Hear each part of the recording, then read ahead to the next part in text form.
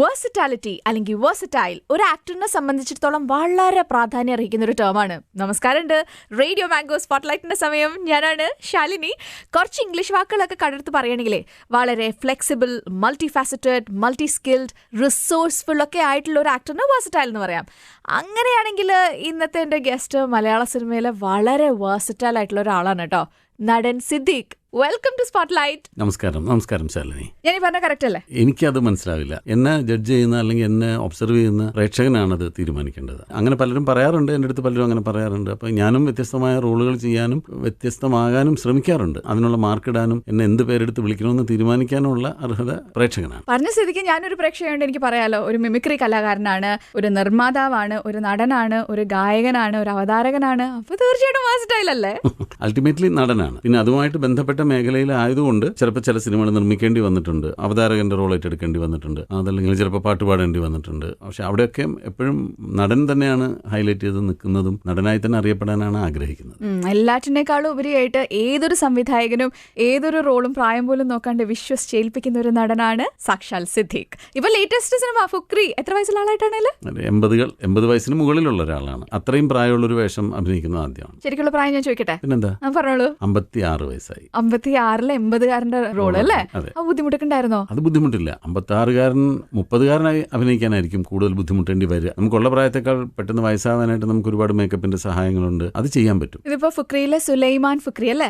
ഇതിപ്പോ നായകനായിട്ടും കൂട്ടുകാരനായിട്ടും അയൽക്കാരൻ, അച്ഛൻ, അമ്മാവൻ, അമ്മായി, അച്ഛൻ ഒക്കെ കണ്ടിട്ടുണ്ട്. അത് കഴിഞ്ഞിട്ട് പപ്പൂപ്പൻ അല്ലെ, ഉപ്പൂപ്പ വിളിക്കുന്നത്. ഈ സിനിമയിലേക്ക് വിളിച്ചപ്പോ തന്നെ ഓൾറെഡി പറഞ്ഞിട്ടുണ്ടായിരുന്നു ആദ്യം തന്നെ ഇത്രയും പ്രായ വ്യത്യാസം ഉണ്ട്, അപ്പൊ ലാലിന്റെയും അച്ഛനായിട്ടാണ് അഭിനയിക്കണെന്നൊക്കെ പറഞ്ഞപ്പോ ആദ്യം ചോദിച്ചതും അങ്ങനെയാണ്, ലാലിന്റെ വാപ്പയായിട്ട് അഭിനയിക്കാൻ കുഴപ്പമുണ്ടോ എന്ന് ചോദിച്ചു. ഞാൻ എന്താ കുഴപ്പം, അപ്പൊ അങ്ങനെയാണെങ്കിൽ നാളെ ഇങ്ങോട്ട് വന്നു എന്ന് പറഞ്ഞിട്ടാണ് വിളിക്കുന്നത്. ആദ്യം കാസ്റ്റ് ചെയ്തത് വേറെ ആക്ടറാണ് ഈ റോളിലേക്ക്.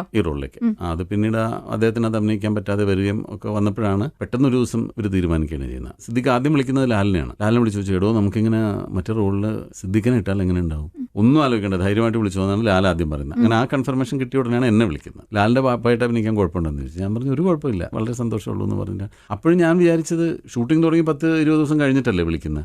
ചിലപ്പോൾ പെട്ടെന്ന് എന്തെങ്കിലും ചില ക്യാരക്ടേഴ്സ് അങ്ങനെ വരും, നമുക്കൊരു ഫ്ലാഷ് ബാക്ക് കാണിക്കാം, ഈ കഥയുടെ ഒരു ഡെവലപ്മെന്റ് വേണ്ടി അങ്ങനെ ചെയ്യാമെന്നൊക്കെ വിചാരിച്ചിട്ട് ചെറിയൊരു വേഷമായിരിക്കും എന്ന് വിചാരിച്ചിട്ടാണ് ഞാൻ പോകുന്നത്. രാവിലെ സെറ്റ് ചെന്നിരുന്നതിന് ശേഷമാണ് സിദ്ദീഖ് എൻ്റെ അടുത്ത് കഥ പറഞ്ഞത്. കഥ പറഞ്ഞു തീർക്കാൻ 1 മണിക്കൂർ കൂടുതലെടുത്തു. അപ്പോൾ ഞാൻ ചോദിച്ചത് വലിയ ക്യാരക്ടറാണല്ലോ, വലിയ ക്യാരക്ടറിനാണ്, അല്ലാതെ പിന്നെ ചെറിയ റോളിന് ഞാൻ സിദ്ദീഖിനെ വിളിക്കുമോ എന്ന് ചോദിച്ചിട്ടാണ് പറയുന്നത്. അപ്പോൾ സിദ്ദീഖിൻ്റെ അടുത്ത് ചോദിച്ചു, വേണമെങ്കിൽ ഒരു കാര്യം ചെയ്യാം, ഇന്നത്തെ ഷൂട്ടിംഗ് ഒഴിവാക്കണമെന്ന് ചോദിച്ചു. പക്ഷെ അന്ന് ജനാർദ്ദൻ ചേട്ടനുണ്ട്, ലളിത ചേച്ചിയുണ്ട്, അവരൊക്കെ സെറ്റിൽ വന്ന് മേക്കപ്പ് ചെയ്തൊക്കെ ഇരിക്കുകയാണ്. ഞാൻ പറഞ്ഞു അത് വേണ്ട. പിന്നെ കോസ്റ്റ്യൂംസ് ഒക്കെ ഇവർ നേരത്തെ തന്നെ റെഡിയാക്കിയിട്ടുണ്ടായിരുന്നു, അതൊക്കെ ഇട്ട് അങ്ങനെ ഫുക്രിയായി അങ്ങനെ സുലൈമാൻ ഫുക്രിയായി. ഗോഡ് ഫാദർ അന്ന് ചെയ്തതിനു ശേഷം വീണ്ടും സംവിധായകൻ സിദ്ദീഖിന്റെ പടത്തിൽ അഭിനയിക്കാൻ ഈ സിദ്ദീഖിന് ഒരു 25 വർഷം വേണ്ടി വന്നു അല്ലേ? എന്തേ അത്രയും ഗ്യാപ്പ്? സിദ്ദീഖാണ് അതിന് മറുപടി പറയേണ്ടത്. അത് അങ്ങനെ ഒരു വലിയ ഗ്യാപ്പായിട്ട് ഞങ്ങൾക്ക് രണ്ടു കൂട്ടർക്കും തോന്നാത്തതിന്റെ പ്രധാന കാരണം, എന്റെ ഓർമ്മയിൽ ഭാസ്കർ റാസ്കർ എന്ന് പറയുന്ന സിനിമയുടെ കഥ വരെ സിദ്ദീഖ് എന്റെ അടുത്ത് പറഞ്ഞിട്ടുള്ള കഥകളാണ്. അപ്പോൾ ഓരോ കഥയും ഇങ്ങനെ പറയാം, എന്നിട്ട് കാസ്റ്റിങ്ങിനെ പറ്റി ചോദിക്കും, നമുക്ക് മറ്റേ റോളിൽ ഇന്ന ആളെ ഇടാം എന്നൊക്കെ ചോദിക്കും. അപ്പോഴൊരിക്കലും എനിക്ക് ചെയ്യാവുന്ന ഒരു പെക്യുലർ റോൾ എനിക്ക് തരാതെ വേറൊരാൾക്ക് കൊടുക്കുന്നു എന്ന് എനിക്ക് തോന്നിയിട്ടില്ല. എപ്പോഴും ഒരു സംവിധായകൻ അങ്ങനെയാണ്, അവരുടെ കഥാപാത്രത്തിന് ഏറ്റവും ആപ്റ്റായ ആളെയാണ് ആദ്യം ചിന്തിക്കുക.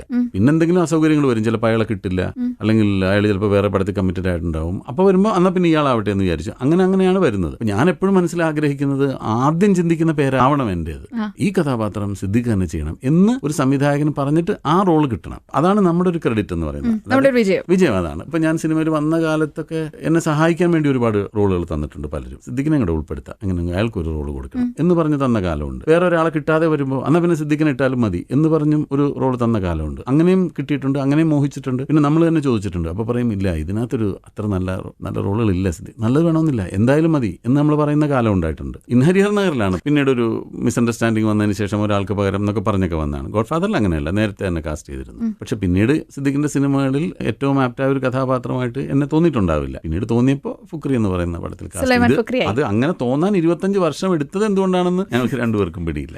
സിദ്ദീഖിനോട് തന്നെ സിദ്ദീഖിന് ഇതുവരെ ഉത്തരം പറയാൻ പറ്റിയിട്ടില്ല. ഞാൻ ചോദിച്ചിട്ടുണ്ട്, ഞാൻ പറഞ്ഞു 25 അല്ല 24 ഞാൻ പറഞ്ഞു ഇരട്ട ജീവപര്യന്തമാണെങ്കിൽ പോലും ഇപ്പൊ ഒരു മോചനം ഉണ്ടാവും. അപ്പോഴാണ് സിദ്ദീഖ് കേൾക്കണം, അയ്യോ 24 കൊല്ലമായ എന്റെ പടത്തിൽ അഭിനയിച്ചിട്ട് അതെന്താണ് അങ്ങനെ പറഞ്ഞിട്ടേ ഉള്ളൂ. അറിയാണ്ട് വന്നല്ലേ? അത് പറയുമ്പോ അങ്ങനെ വന്നു പോകുന്നതാണ്. അല്ല, ഓരോ ആൾക്കാരെ കുറിച്ച് ഞാനിപ്പോ ചോദിക്കുമ്പോ ആ ആളുടെ ഭാഷയില് സംസാരിക്കുമ്പോ ചിലപ്പോൾ അങ്ങനെ വരും. അതൊരു ഇമിറ്റേറ്റ് ചെയ്യുന്ന പോലെയല്ല, അവരെ കുറിച്ച് ഓർമ്മ വരുമ്പോൾ നമ്മൾ പറയാതെ തന്നെ അങ്ങനെ ആയിപ്പോവും. പക്ഷെ കഴിയുന്നത് ഞാൻ അങ്ങനെ പറയാറില്ല, അറിയാതെ വന്നു പോയതാ. ചിലപ്പോൾ അങ്ങനെ വന്നു പോകും. ഈ സിനിമയുടെ സെറ്റിലാണോ ഗോഡ് ഫാദറിന്റെ 25 വർഷത്തെ കേക്ക് കട്ടിംഗ് ഒക്കെ നടത്തിയത്? അതെ അതെ, നമ്മൾ ഈ സെറ്റിലാണ് ആഘോഷിച്ചത്. അപ്പൊ പുള്ളിക്ക് ഒന്നുകൂടി ഓർമ്മ വന്നിട്ടുണ്ടാവും അല്ലേ? അത് എപ്പോഴും ഇത് പറയുമായിരുന്നു, എല്ലാവരും ഇത് പറയുമായിരുന്നു. എന്താണ് ഇത്രയും കാലമായിട്ടും ഒരാളും അങ്ങനെ ചിന്തിക്കായിരുന്നു. 2 പേരുള്ള 2 പേര് സിനിമയിൽ തന്നെ 2 മേഖലകളിൽ നിൽക്കുന്നു. ഇവർ രണ്ടുപേരും അടുത്ത സുഹൃത്തുക്കളാണ്. അപ്പൊ ഇവർ രണ്ടുപേരും വെച്ചിട്ട് ഒരു ഇന്റർവ്യൂ എന്താണ് ആരും ഇതേവരെ പ്ലാൻ ചെയ്തിട്ടില്ലായിരുന്നു. അതെന്തുകൊണ്ടാണെന്ന് എനിക്കറിയില്ല, നമ്മളല്ലല്ലോ അത് പ്ലാൻ ചെയ്യേണ്ടത്, അതൊക്കെ മറ്റുള്ളവർക്ക് തോന്നേണ്ടതാണ്. ഒരു ഇന്റർവ്യൂവിന്റെ രൂപത്തിലല്ലെങ്കിലും ഇവർ രണ്ടുപേരും ഒരുമിക്കേണ്ട സമയം കറക്റ്റ് ആയി എന്ന് ആർക്കൊക്കെയോ തോന്നിയപ്പോഴാണ് ഇപ്പൊ തിയേറ്ററിൽ ഓടിക്കൊണ്ടിരിക്കുന്ന ഫുക്രി എന്ന് പറഞ്ഞ സിനിമ പിറവിയെടുക്കുന്നത്. ഈ സുലൈമാൻ ഫുക്രിയുടെ ഒരു രൂപം ഉണ്ടല്ലോ, മൊട്ടയടിച്ച് മീശയൊന്നും ഇല്ലാണ്ട് താടി മാത്രമായിട്ടുള്ള, അതൊക്കെ സ്വന്തം സജഷൻ ആണോ അങ്ങനത്തെ ഒരു സ്റ്റൈലൊക്കെ? അല്ല, അത് നമ്മൾ 2 കൂട്ടരും പറഞ്ഞു. സിദ്ദിഖ് ഞാനും കൂടി ഇരുന്ന് പറഞ്ഞിട്ട് മേക്കപ്പ് മാൻ്റെ അടുത്ത് വന്നിരുന്നു. മേക്കപ്പ് മാൻ്റെ സജഷൻ ഉണ്ട്, നമുക്ക് ഇങ്ങനെ ചെയ്യാം. അപ്പൊ അന്ന് വേറെ സിനിമയ്ക്ക് വേണ്ടി താടി വളർത്തിയിട്ടുണ്ടായിരുന്നു. പിന്നെ ആ താടിയും ഒക്കെ വേറെ രീതിയിലാക്കി അങ്ങനെ ചെയ്തു. അപ്പൊ സിദ്ദിഖ് വെച്ച് അങ്ങനെയാണെങ്കിൽ നമുക്ക് മീശ അങ്ങ് എടുത്താളെ. അപ്പൊ മീശ എടുത്തു. അപ്പൊ ഞാൻ അങ്ങനെ നമുക്ക് മുട്ടത്തലയും കൂടെ അടിക്കാം. എനിക്ക് മുട്ടത്തലടിക്കാന്ന് പറഞ്ഞത് വലിയ പ്രയാസമുള്ള കാര്യമല്ല, വളരെ മിനിറ്റുകളുടെ മാത്രം അധ്വാനം ആവശ്യമുള്ള ഒരു കാര്യമാണ്. ഇപ്പൊ എന്റെ കൺപുരികങ്ങളിൽ ചില രോമങ്ങൾ കുറച്ച് വളർന്നു നിൽക്കുന്നതാണ്. നോർമൽ പുരികം പോലെ കുറച്ചധികം വളർന്നു. എന്റെ ചെവിയിൽ കുറച്ചധികം രോമമുണ്ട്. അതൊക്കെ നരപ്പിക്കുകയൊക്കെ ചെയ്തു. അപ്പൊ അതൊക്കെ ഇങ്ങനെ ഹൈലൈറ്റ് ചെയ്ത് വന്നപ്പോഴാണ് ഇങ്ങനെ. ചില സിനിമകളിൽ അങ്ങനെയല്ല. ഇപ്പൊ ചില സംവിധായകരാണെങ്കിൽ ഒരു അപ്പിയറൻസിന്റെ കാര്യത്തിൽ പൂർണ്ണമായ സ്വാതന്ത്ര്യം എനിക്ക് തന്നെ തരും. അത് സിദ്ദിഖ് തീരുമാനിച്ചോളും, എങ്ങനെയാണെന്ന് വെച്ചാൽ അത് കഴിഞ്ഞ് വന്നോട്ടെ എന്ന് പറയും. നമ്മൾ അവസാനം പ്രസന്റ് ചെയ്താൽ മതി, കൊണ്ടുപോയി ഇങ്ങനെ പറയുമ്പോൾ അവരെ ഓക്കെ നന്നായിരിക്കുന്നു എന്ന് പറയും. ഇപ്പോൾ ഒരു പടത്തിൽ ആദ്യമായി ജോയിൻ ചെയ്യുന്ന ദിവസം നമ്മൾ ചെല്ലുമ്പോൾ ചിലപ്പോൾ ഒരു വെള്ളമുണ്ടും ഷർട്ടും ഇട്ടിട്ടായിരിക്കും പോവുക. പല സംവിധായകരും കാണുമ്പോൾ പറയും ഇങ്ങനെ മതി, ഇത് തന്നെ മതി. അപ്പൊ അത് കേട്ടിട്ട് നമ്മൾ അങ്ങനെ തന്നെ പ്രസന്റ് ചെയ്യാൻ പോയാൽ അങ്ങനെ തന്നെ ഇരിക്കും എല്ലാ പടത്തിലും. അവതാരം എന്ന് പറയുന്ന പടത്തിൽ ഞാൻ ഒരു ഷോട്ടിൽ വരുന്നുണ്ട്. ജോഷി സാറാണ് സംവിധായകൻ. അപ്പൊ ഞാനിങ്ങനെ അഭിനയിക്കാൻ വേണ്ടി ചെന്നപ്പോൾ ജോഷി സാറിന്റെ അടുത്ത് പറഞ്ഞു, ഈ ഒരു ഷോട്ടിന് വേണ്ടിയിട്ട് നിന്നെ എങ്ങനെ അഭിനയിക്കാൻ വിളിക്കുമെന്ന് ഞാൻ പറഞ്ഞു, അതിനെന്താ ജോഷിയുടെ അങ്ങനെ വിളിക്കുന്നത് സന്തോഷമല്ലേ? അല്ലല്ല, നിന്നെ അങ്ങനെയല്ല, നിനക്ക് വലിയ ക്യാരക്ടറല്ലേ ഞാൻ തരണം, ഇത് അങ്ങനെ വിളിക്കാൻ എനിക്ക് മടിയായിരുന്നു, അതുകൊണ്ടാണ് ഞാനായിട്ട് വിളിക്കാതിരുന്നത്. ഞാൻ പറഞ്ഞു അങ്ങനെയൊന്നുമില്ല, അതെനിക്ക് വളരെ സന്തോഷമുള്ളത് എന്ന് പറഞ്ഞു. അപ്പോൾ ഈ ഉദയകൃഷ്ണൻ പറഞ്ഞു, സാർ ഇങ്ങനെ തന്നെ പോരെ? അപ്പോൾ ഞാൻ വെള്ളമുണ്ടും വെള്ള ഷർട്ടും ഇട്ടിട്ടാണ് വന്നേക്കണം, ഇങ്ങനെ തന്നെ ചെയ്താൽ പോരെ? അപ്പോൾ ജോഷി സാർ പറഞ്ഞു, ഇങ്ങനെ തന്നെ ചെയ്താൽ സിദ്ദിഖായിട്ടിരിക്കും. നമുക്കൊരു ക്യാരക്ടർ ആക്കണമെന്നുണ്ടെങ്കിൽ അവനൊരു നോർത്ത് ഇന്ത്യൻ രീതിയിലുള്ള ഒരു കോസ്റ്റ്യൂം കൊടുക്ക്, ഒരു കണ്ണട കൊടുക്ക്, ഇങ്ങനെ ചെയ്തു. അങ്ങനെ അത് ചെയ്തു വന്നപ്പോൾ ജോഷി സാർ പറഞ്ഞു, കണ്ട ഇപ്പോൾ വേറൊരാളായില്ലേ. ആക്ടേഴ്സിനുള്ളൊരു പ്രത്യേകത അതാണ്. നമ്മൾ അങ്ങനത്തെ ഒരു ഡ്രസ്സ് വരും, അങ്ങനത്തെ ഒരു മേക്കപ്പ് വരും ചെയ്യുമ്പോൾ നമ്മുടെ ബോഡി ലാംഗ്വേജ് തന്നെ നമ്മൾ മാറ്റും, നമ്മുടെ നടപ്പ് മാറ്റും, നമ്മുടെ നോട്ടം മാറ്റും. അപ്പം അങ്ങനെ എപ്പോഴും വേറെ ആളാക്കാനാണ് ശ്രമിക്കേണ്ടത്. അതല്ലാതെ ഇങ്ങനെ വന്നാൽ നല്ലതാണ്, കുഴപ്പമൊന്നുമില്ല, ഇതുപോലെ ഇരുന്നാൽ മതി. പക്ഷേ എല്ലാ പടത്തിലും അതുപോലെ ഇരിക്കും. എപ്പോഴും വെള്ളയാണ് ഇടുന്നത്. ഇതിന് മുന്നേ ഞാൻ കണ്ടപ്പോൾ തന്നെയായിരുന്നു ഇഷ്ടം. അതാണ് വെള്ളയും ഡ്രസ്സ് ഇല്ലെങ്കിൽ വേറെ എന്തെങ്കിലും കളർ എടുത്തിടുന്നു മാത്രമേ ഉള്ളൂ. ഇപ്പോൾ റോളിന്റെ കാര്യം പറഞ്ഞല്ലോ, ഏത് റോളാണോ നമുക്ക് കിട്ടുന്നത് അതുപോലെ നമ്മൾ ആവുന്നത്, നമ്മുടെ ബോഡി ലാംഗ്വേജ് ഒക്കെ അതുപോലെ ആവുന്നത്. അപ്പൊ പോലീസ് ഓഫീസർ ആകുമ്പോൾ പോലീസിന്റെ ഒരു ബോഡി ലാംഗ്വേജ് ഒക്കെ വരും. അല്ല, അതിന്റെ ഹാങ് ഓവർ ഉണ്ടാവോ? അതുണ്ടാവില്ല, അതൊക്കെ ഡ്രസ് ഊരി കഴിഞ്ഞാൽ അപ്പൊ തന്നെ മാറും. അതായത് ഇപ്പൊ സെറ്റ് ചെയ്യുന്ന ഒരു പോലീസ് ഓഫീസർ ആയിട്ടാണ് ഇവിടെ വന്നിരിക്കണമെന്നുണ്ടെങ്കിൽ അതുപോലെ ആയിരിക്കും എന്റെ അടുത്ത് ഉത്തരം പറയുന്നത് അല്ലേ? അങ്ങനെയില്ല, എനിക്ക് തോന്നിയിട്ടില്ല അങ്ങനെ. ചിലരങ്ങനെ പറയാറുണ്ട്, കുറച്ച് നാളെടുത്തു ആ കഥാപാത്രം ശരീരത്തിൽ നിന്ന് പോകാൻ. എനിക്ക് അങ്ങനെ ഒന്നും തോന്നിയിട്ടില്ല. അത് കഴിയുമ്പോൾ അതങ്ങനെ മാറും. എന്തൊക്കെയാണെങ്കിലും നമ്മൾ ചെയ്യുന്നത് അതൊരു ജോലിയല്ലേ, അഭിനയം തന്നെയല്ലേ. അത് കഴിഞ്ഞാൽ നമ്മൾ ഉടനെ ഫോണിൽ സംസാരിക്കുന്നത് നമ്മുടെ ഭാര്യയായിട്ട് നമ്മുടെ വീട്ടിലൊരു പ്രോബ്ലത്തെ പറ്റിയായിരിക്കും, അതല്ലെങ്കിൽ വേറൊരു ഫ്രണ്ടിനോട് വേറൊരു കാര്യമായിരിക്കും സംസാരിക്കുന്നത്. പോലീസായിട്ട് അഭിനയിച്ച് വന്നു എഴുതിയിട്ട് അങ്ങനെ ആളുകളുടെ മെക്കിട്ട് കയറാനൊന്നും പറ്റുന്നില്ല. അവിടെ യൂണിഫോം ഇട്ട് നിൽക്കുന്ന സമയത്ത് നമ്മൾ അതിങ്ങനെ പെരുപ്പിച്ച് കയറ്റി നിൽക്കുന്നു മാത്രം. അതാ സ്റ്റാർട്ട് ക്യാമറ പറഞ്ഞിട്ട് കട്ട് എന്ന് പറയുന്നതിന് ഇടയ്ക്കുള്ള ആ സമയത്ത് മാത്രം അത് എനിക്കങ്ങനെ വരാറുള്ളൂ. ഞാൻ കേട്ടിട്ടുണ്ട് ഈ പടത്തിൽ അഭിനയിക്കാൻ വന്നപ്പോൾ സ്വന്തമായിട്ട് തന്നെ ഒരു വിഗൊക്കെ കൊണ്ടുവന്നിട്ടുണ്ടായിരുന്നു, കുറച്ചുകൂടി പ്രസന്റബിൾ ആക്കാൻ വേണ്ടിയിട്ട്. അന്നേ ചെയ്യുന്ന കഥാപാത്രങ്ങളെ കുറിച്ചും വസ്ത്രധാരണത്തെ കുറിച്ചൊക്കെ ഒരു ധാരണയൊക്കെ ഉണ്ടായിരുന്നു. അന്നും ഡ്രസ്സുകൾ കുറച്ച് കൊണ്ടുവരും. നമ്മളെ ഏറ്റവും നന്നായിട്ട് പ്രസന്റ് ചെയ്യണമെന്നുള്ള ആഗ്രഹം ഏറ്റവും കൂടുതലുള്ളത് നമുക്ക് തന്നെയാണ്. മറ്റുള്ളവരെ സംബന്ധിച്ചിടത്തോളം അവർക്കെല്ലാം വേറെ ഒരുപാട് ജോലിയുണ്ട്. ഒരു സംവിധായകനെ സംബന്ധിച്ചിടത്തോളം ഈ സിനിമ മുഴുവൻ ശ്രദ്ധിക്കണം. ഒരു മേക്കപ്പ് മാനെ സംബന്ധിച്ചിടത്തോളം എത്രയോ ആളുകളുടെ മേക്കപ്പ് ശ്രദ്ധിക്കണം. എന്നെ സംബന്ധിച്ചിടത്തോളം എന്നെ മാത്രം നോക്കിയാൽ മതി, എനിക്ക് വേറെ ഒരാളുടെയും ഒരു കാര്യം നോക്കേണ്ട ആവശ്യമില്ല. എപ്പോഴും സിനിമയിലെ കോസ്റ്റ്യൂം എന്ന് പറയുന്നത് ഒരു കോസ്റ്റ്യൂം ഡിസൈനർ ഒരു കോസ്റ്റ്യൂമർ പോയിട്ട് പർച്ചേസ് ചെയ്യുന്നതാണ്. അതിപ്പോൾ നമ്മുടെ ഒരു മെഷർമെന്റ് നോക്കി, എന്റെ ഷർട്ടിന്റെ മെഷർമെന്റ് ഇപ്പോൾ 40 ആണെങ്കിൽ 40യുടെ ഏതെങ്കിലും ഷർട്ട് അങ്ങ് എടുക്കും. ഇപ്പോൾ ഡോക്ടർ ആണെങ്കിൽ അന്ന് ഫുൾ സ്ലീവ് ഷർട്ട് എന്ന് പറയും. അല്ലാതെ ആ കളർ എനിക്ക് മാച്ച് ആവുമോ, അല്ലെങ്കിൽ അതിന്റെ ഒരു ഫിറ്റ് എനിക്ക് കറക്റ്റ് ആണോ. ശാലിനി ഒരു ഡ്രസ്സ് എടുക്കുന്നത് ഒരു കടയിൽ പോയിട്ട് മണിക്കൂറുകളോളം നിന്ന് ഇട്ട് നോക്കി എല്ലാം കഴിഞ്ഞ് ഞാൻ കംഫർട്ടബിൾ ആണെന്ന് തോന്നി, എനിക്ക് ആ കളർ ഇണങ്ങുമെന്ന് തോന്നി, അങ്ങനെ വാങ്ങിക്കുന്നതാണ്. സിനിമയിൽ അങ്ങനെയല്ല. ഒരു സിനിമയിൽ ഞാൻ നല്ല ഡ്രസ്സ് ഇട്ടാൽ അല്ലെങ്കിൽ ഞാൻ നല്ല മേക്കപ്പ് ചെയ്താൽ സിനിമ കാണുന്ന ആൾ പറയുന്നത് സിദ്ദിഖ് നന്നായിരിക്കുന്നു എന്നാണ്. അല്ലെങ്കിൽ എന്റെ ഡ്രസ്സ് മോശമായി കഴിഞ്ഞാൽ ആ സിനിമയുടെ കോസ്റ്റ്യൂമർ അത്ര പോരാ, അയാളെ അങ്ങനെയല്ല പറയാ, സിദ്ദിഖ് ഭയങ്കര മോശമായിട്ടാണ് ഡ്രസ്സ് ചെയ്തിരിക്കുന്നത്, നമ്മളെയാണ് എപ്പോഴും കുറ്റം പറയുള്ളൂ. അല്ലെങ്കിൽ നമ്മൾ നന്നായ നമുക്ക് തന്നെയാണ് അതിന്റെ ഗുണം. ഇപ്പോഴും അങ്ങനെ തന്നെയാണ്. വിഗൊക്കെ ഞാൻ തന്നെ പോയി നോക്കി മാറ്റി മേടിച്ച് വെട്ടി റെഡിയാക്കി കൊണ്ടുവന്നിട്ട് നമ്മൾ ഒരാളെ കൊണ്ടുവന്ന് പ്രസന്റ് ചെയ്യുമ്പോഴാണ് ഈ ഡയറക്ടർ പറയുന്നത് നന്നായിരിക്കുന്നു, ഇങ്ങനെ മതി എന്ന് പറയാം. വിഗില്ലാത്ത കണ്ടത് ഇപ്പോഴല്ലേ, കൂടി വന്ന് 1-2 വർഷമായിട്ടുണ്ടാവും. 1990 മുതൽ 2015 വരെയും പല പല രീതിയിലുള്ള വിഗുകൾ ഞാൻ ഉപയോഗിച്ചിട്ടുണ്ടാവും. ഈ വിഗൊക്കെ വെക്കാണ്ട് ഇങ്ങനെ നടക്കാൻ തുടങ്ങിയപ്പോഴേക്കും നടൻ മധുവും മമ്മൂക്കയൊക്കെ ചോദിച്ചിട്ടുണ്ടല്ലേ വിഗൊക്കെ വെച്ച് നടന്നൂടെയെന്ന് ഗ്ലാമറായിട്ട് ചോദിച്ചിട്ടുണ്ട്. എനിക്കെപ്പോഴും അങ്ങനെ അങ്ങനെ ഒരു കഥാപാത്രമായിട്ട് വരുമ്പോൾ അതിനുവേണ്ടി വിഗ് വെക്കുന്നതാണ് എനിക്കിഷ്ടം. മറ്റതൊരു അല്ലാതെ നമ്മൾ ഏറ്റവും സിമ്പിളായിട്ട് ഏറ്റവും നമ്മളുടെ ഒറിജിൻ എന്താണോ ആ രീതിയിൽ വരുന്നതാണ് നല്ലതെന്നാണ് ഇപ്പോഴും ഞാൻ വിശ്വസിക്കുന്നത്. നമുക്കൊക്കെ ഇപ്പോഴും വഴക്ക് പറയും, ഇങ്ങനെ നടന്നു, നിന്നെ ഇങ്ങനെ പറ്റൂ, നീ ഇങ്ങനെ നടന്നു എന്ന്. ആ സമയത്ത് എന്തെങ്കിലും ഒരു രീതിയിൽ നല്ലൊരു ഡ്രസ് ഇട്ട് പോയി കഴിഞ്ഞാൽ അപ്പോൾ വിളിച്ച് പറയുകയും ചെയ്യും, നിനക്ക് ഇതുപോലെ വന്നൂടെ. മനസ്സാറെ എപ്പോഴും മുമ്പും പറയുമായിരുന്നു, എന്തിനാണ് ഇങ്ങനെ നടക്കുന്നത്, വിഗ് വെച്ചിട്ട് നല്ല മിടുക്കനായിട്ട് വാ എന്ന് പറയും. അതായത് സിനിമയിലല്ല, അല്ലാതെ ജീവിതത്തിലും നമ്മളെന്തെങ്കിലും ഫംഗ്ഷൻസിനൊക്കെ പോകുമ്പോൾ ഒരു അവാർഡ് നൈറ്റിനൊക്കെ പോകുമ്പോൾ വിഗ് വെക്കാതെ പോയി കഴിഞ്ഞാൽ കുറച്ചുകൂടെ ഒരു യങ്ങായിട്ടൊക്കെ വന്നൂടെ എന്ന് ചോദിക്കും. അത് സാർ ചോദിക്കും, എന്താ പറയാ അപ്പൊ ഇങ്ങനെ മതി സാർ, ഇങ്ങനെ പോട്ടെ എന്ന് പറഞ്ഞു. ഞാൻ എന്നിട്ട് ഒരു ദിവസം സാർ ഇതുപോലെ തന്നെ ഒട്ടും ഡൈ ചെയ്യാതെ നല്ല വെളുത്ത മുടിയും താടിയൊക്കെ ആയിട്ട് സാർ ഇരിക്കുന്നത്. അപ്പം ഞാൻ മതി സാറിൻ്റെ അടുത്ത് ചോദിച്ചു, സാർ എന്താ ഡൈ ചെയ്യാതെ വന്നത്? അപ്പം എൻ്റെ അടുത്ത് പറഞ്ഞു, stop dying and started living എന്ന് പറഞ്ഞു സാർ. അപ്പം സാറിന് അതിനൊക്കെ ന്യായങ്ങളുണ്ടാവും. എന്നെപ്പറ്റി ഒരുപാട് പേര് എൻ്റെ അടുത്ത് നേരിട്ട് പറയാറുള്ളതും, സിദ്ദിഖിനെ കണ്ടാൽ അങ്ങനെ സിനിമയിലൊന്നും അഭിനയിക്കുന്ന ഒരാളായിട്ട് തോന്നില്ല കേട്ടോ എന്ന് ചിലർ പറയും. ചിലർ പറയും, ഇങ്ങനെ ഇരിക്കുന്ന ആളാണോ ആ പടത്തിൽ അങ്ങനെയൊക്കെ വന്നത് എന്ന് പറയും. അതാണ് സന്തോഷമായിട്ട് തോന്നുന്നത്. അല്ലാണ്ട് എപ്പോൾ കണ്ടാലും സിനിമ കണ്ടാലും ജീവിതത്തിൽ കണ്ടാലും ഒക്കെ എപ്പോഴും ഇങ്ങനെ ഒരുപോലെ ഇരുന്നാൽ അതിനൊരു കൗതുകമില്ല, കാണുന്നവർക്കും ബോറടിക്കില്ലല്ലേ. പിന്നെ സിനിമാ മേഖലയിൽ എല്ലാവരും പറയുന്നതാണ്, അവരെക്കാൾ സീനിയർ ആയിട്ടുള്ള ആൾക്കാരുടെ അടുത്ത് നിന്ന് കുറെ കാര്യങ്ങൾ പഠിച്ചു, അവരെ കണ്ടുപഠിക്കാൻ കുറെ ഉണ്ട്, ഇപ്പോഴും പഠിച്ചുകൊണ്ടിരിക്കണമെന്നൊക്കെ. ഇപ്പൊ 30 വർഷമായി എന്നൊക്കെ പറയുമ്പോൾ അത്യാവശ്യം കുറെ പഠിച്ചിട്ടുണ്ടാവില്ല. അങ്ങനെയാകുമ്പോൾ കുറെ ആൾക്കാരുടെ അടുത്തുന്നില്ലേ? തീർച്ചയായിട്ടും. സിനിമയിൽ ഒന്നും പഠിക്കാതെ വന്ന ഒരാളാണ് ഞാൻ. ആദ്യം നമുക്കിത് പുറത്തുനിന്ന് നോക്കുമ്പോൾ തോന്നും വളരെ എളുപ്പമുള്ള പണിയാണെന്ന് തോന്നുന്നു. അഭിനയല്ലേ? നമ്മള് പലരും സിനിമയിൽ അഭിനയിക്കുന്ന ആളുകളെ വിമർശിക്കും, ഇങ്ങനെയൊന്നും അല്ല ചെയ്യേണ്ടത്, ഞാൻ ഇതിനേക്കാളൊക്കെ നന്നായിട്ട് അഭിനയിക്കുമെന്ന് ഞാൻ വിശ്വസിച്ചിരുന്ന ഒരു കാലം ഉണ്ടായിരുന്നു. പക്ഷേ ഈ 30 കൊല്ലം കൊണ്ട് പഠിച്ചതാണ് ഇപ്പോൾ 31ാമത്തെ കൊല്ലത്തിൽ ചെയ്യുന്നത്. എന്നാ ചോദിക്കട്ടെ, ഒരു കഥാപാത്രം കിട്ടിക്കഴിഞ്ഞാൽ അതിന്റെ ചരിത്രം ചെയ്യാനായിട്ട് പഠിപ്പിച്ചാരാ? തിലകൻ ചേട്ടൻ. സന്ദേശം എന്ന് പറയുന്ന സിനിമയിൽ അഭിനയിക്കുമ്പോഴാണ് അങ്ങനെ പറഞ്ഞത്. എൻ്റെ അടുത്ത് പറഞ്ഞു, നമ്മളൊരു കഥാപാത്രത്തെ നമുക്ക് ഏറ്റവും പാസ്റ്റിലേക്ക് പോകണം. ഇയാൾക്ക് എത്ര വയസ്സുണ്ട്, ഇയാൾ എവിടെയാണ് പഠിച്ചത്, ഇയാൾക്ക് എന്താണ് ഇയാളുടെ വിദ്യാഭ്യാസം, ഇയാളുടെ ഫാമിലി ബാക്ക്ഗ്രൗണ്ട് എന്താണ്, ഇതൊക്കെ നമ്മൾ തന്നെ അന്വേഷിച്ച് നമ്മൾ അതിനൊരു രൂപം ഉണ്ടാക്കി വെക്കും. ഇതൊക്കെ സംവിധായകനോട് ചോദിച്ച് മനസ്സിലാക്കണം എന്നാണ് പറഞ്ഞിരിക്കുന്നത്. വേണമെന്നില്ല, നമ്മൾ ഉണ്ടാക്കാതെ. ഇപ്പോൾ വിദ്യാഭ്യാസമുള്ള ഒരാളായിട്ടാണെങ്കിൽ നമ്മൾ പെരുമാറുന്ന പോലെ അല്ലല്ലോ വിദ്യാഭ്യാസം ഇല്ലാത്ത ഒരാളാണ്. അല്ലെങ്കിൽ ഒരു ക്രിമിനൽ ബാക്ക്ഗ്രൗണ്ട് ഉള്ള ഒരാൾ സംസാരിക്കുന്ന പോലെ അല്ലല്ലോ ഒരു വേറൊരു മേഖലയിൽ ജോലി ചെയ്യുന്ന ഒരാൾ സംസാരിക്കുന്നത്. അപ്പം അങ്ങനെയൊക്കെ നമ്മൾ അതിനൊരു രൂപം കൊടുത്തിട്ടാണ് ആ കഥാപാത്രത്തിനൊരു സ്വഭാവവും മുഖവും ഒരു പേഴ്സണാലിറ്റിയും ഒക്കെ നമ്മൾ ഉണ്ടാക്കുന്നത്. ഒരു പ്രേക്ഷകൻ ഈ സിനിമ കാണുന്ന ആൾ, ഇയാളുടെ അച്ഛൻ പണ്ട് അമേരിക്കയിലായിരുന്നു, അയാൾ അങ്ങനെയായിരുന്നു എന്നൊന്നും അവർ ചിന്തിക്കണമെന്നില്ല. പക്ഷേ പ്രേക്ഷകൻ പറയും, അയാൾ നന്നായിട്ടുണ്ട് കേട്ടോ എന്ന് പറയും. അത് കൊടിയേറ്റം ഗോപി സാർ പറഞ്ഞൊരു വാചകം ഞാൻ എപ്പോഴും ഇങ്ങനെ ഓർക്കാറുണ്ട്. അവർ തരുന്നത് ഒരു കഥാപാത്രമാണ്. ഈ പാത്രത്തിൽ എന്ത് വിളമ്പണം, ആ വിളമ്പുന്ന സാധനങ്ങൾക്ക് രുചി വേണമെന്നും ഒക്കെ തീരുമാനിക്കേണ്ടത് നമ്മളാണ്. പുള്ളി ഒരിക്കൽ എൻ്റെ അടുത്ത് പറഞ്ഞത്, ഞാൻ അഭിനയിച്ചതിനേക്കാൾ കൂടുതൽ കഥാപാത്രങ്ങൾ ഞാൻ അഭിനയിക്കാതിരുന്നിട്ടുണ്ട്. അത് എനിക്ക് ഇണങ്ങാത്തതുകൊണ്ടാണ്. ഞാൻ ഈ കഥാപാത്രം അവതരിപ്പിച്ചാൽ നന്നാവുമെന്ന് ആദ്യം തോന്നേണ്ടത് എനിക്കാണ്. സംവിധായകർക്ക് ചിലപ്പോൾ തോന്നിയെന്നിരിക്കാം, അല്ലെങ്കിൽ ചിലപ്പോൾ വേറൊരു ആക്ടർ കിട്ടാത്തതുകൊണ്ടായിരിക്കാം ഒരു സംവിധായകൻ നമ്മളെ വിളിക്കുന്നത്, പെട്ടെന്ന് നന്നപ്പിന് അയാളെ വിളിക്കുന്നത്. പക്ഷെ നമ്മൾ തീരുമാനിക്കണം, ഈ കഥാപാത്രത്തെ അവതരിപ്പിക്കാൻ ഞാൻ യോഗ്യനാണോ, ഞാൻ അവതരിപ്പിച്ചാൽ നന്നാവോ എന്നുള്ള തീരുമാനം നമ്മൾ എടുക്കണം. അങ്ങനെയാണെങ്കിൽ ഇതുവരെ കിട്ടാത്ത കഥാപാത്രങ്ങളെ കുറിച്ച് ഓർത്ത് സങ്കടപ്പെടണോ, ഞാൻ അഭിനയിച്ചിരുന്നേ നന്നായനെ എന്ന് തോന്നിയത് അല്ലേ? അങ്ങനെ മറ്റാരെങ്കിലും അഭിനയിച്ച് കണ്ടിട്ട് എനിക്ക് ആ കഥാപാത്രം കിട്ടിയിരുന്നത് ഞാൻ കുറച്ചുകൂടെ നന്നാക്കി അങ്ങനെ തോന്നിയിട്ടില്ല. ചില സിനിമകൾ കാണുമ്പോൾ ഈ സിനിമയിൽ ഞാനും കൂടെ ഉണ്ടായിരുന്നെങ്കിൽ എന്ന് തോന്നുക. ചില സിനിമകൾ അത്ര മനസ്സിന് ഇഷ്ടം തോന്നുമ്പോൾ ഒരുപാട് സിനിമകളുണ്ട്. ഞാൻ അഭിനയിച്ചിട്ടില്ലാത്ത മിക്കവാറും സിനിമകൾ കാണുമ്പോൾ എനിക്ക് അങ്ങനെ തോന്നുന്നു. നടൻ എന്ന രീതിയിൽ ഒരുപാട് അത്യാഗ്രഹം ഉള്ള ഒരാളാണ്. വീണ്ടും വീണ്ടും അങ്ങനെ അഭിനയിക്കണം, അങ്ങനെ എപ്പോഴും തോന്നിക്കൊണ്ടിരിക്കും. അത് കൂടിയാണ് വന്നിട്ടുള്ളത്. ഇത്ര നേരം ഓരോരുത്തരിൽ നിന്ന് പഠിച്ച കാര്യങ്ങൾ പറഞ്ഞു. ഇനി ഒരു ഗീവർഗീസ് സാർ പഠിപ്പിച്ച കാര്യം എന്താ? ഗീവർഗീസ് സാർ പഠിപ്പിച്ചത് ഹൈഡ്രോളിക്സ് ആണ്, കളമശ്ശേരി പോളിടെക്നിക്കൽ അല്ലേ? അദ്ദേഹമായിരുന്നു സിനിമയിലേക്കുള്ള ഒരു വഴി തുറന്നു തന്നത്. അദ്ദേഹം തന്നെയാണ്, അദ്ദേഹത്തിലൂടെയാണ് വന്നത്. അത്ര നല്ല മിടുക്കനായിട്ടുള്ള വിദ്യാർത്ഥിയായിരുന്നു? അല്ല, ഒട്ടും മിടുക്കനായിരുന്നില്ല. ഗീവർഗീസ് സാർ എന്നെ ക്ലാസ്സിൽ ഇരുത്തിയിട്ടില്ല, എന്നെ എപ്പോഴും പുറത്തിറക്കി വിടുമായിരുന്നു. അത്ര മിടുക്കനായിരുന്നു അല്ലേ? ഹൈഡ്രോളിക്സ് എന്ന് പറഞ്ഞത് ഈ വെള്ളമായിട്ട് ബന്ധപ്പെട്ട ഡാമിൽ വെള്ളം സ്റ്റോർ ചെയ്ത് വെക്കുന്നതും ആ സ്റ്റോർ ചെയ്ത് വെക്കുന്ന ഡാമിൽ നിന്ന് പുറത്തേക്ക് വിടുന്ന വെള്ളത്തിന്റെ വെലോസിറ്റി, ഫോഴ്സ് അതൊക്കെ കാൽക്കുലേറ്റ് ചെയ്യുന്ന ശാസ്ത്രമാണ് ഈ ഹൈഡ്രോളിക്സ് എന്ന് പറയുന്നത്. അപ്പോൾ അതൊക്കെ എന്നെ സംബന്ധിച്ചിടത്തോളം അതൊക്കെ വലിയ ബുദ്ധിമുട്ടുള്ള കാര്യമാണ്. ഗീവർഗീസ് സാർ ഒരിക്കൽ ചോദിച്ചൊരു ചോദ്യം, ഈ പൈപ്പുകളെല്ലാം റൗണ്ട് ഷേപ്പിൽ എന്തുകൊണ്ടാണ് അങ്ങനെ വന്നത്, അതല്ലെങ്കിൽ കിണർ എന്താണ് വട്ടത്തിൽ ഒഴിക്കുന്നത്?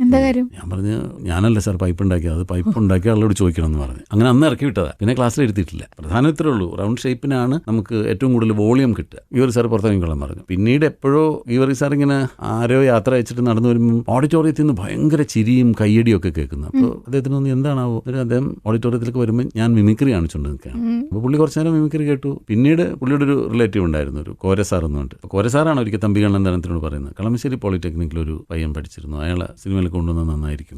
സിനിമാഭിനയം താല്പര്യം ഉണ്ടായിരുന്നു? സിനിമാഭിനയം അതിനൊക്കെ മുമ്പ് താല്പര്യമുണ്ട്.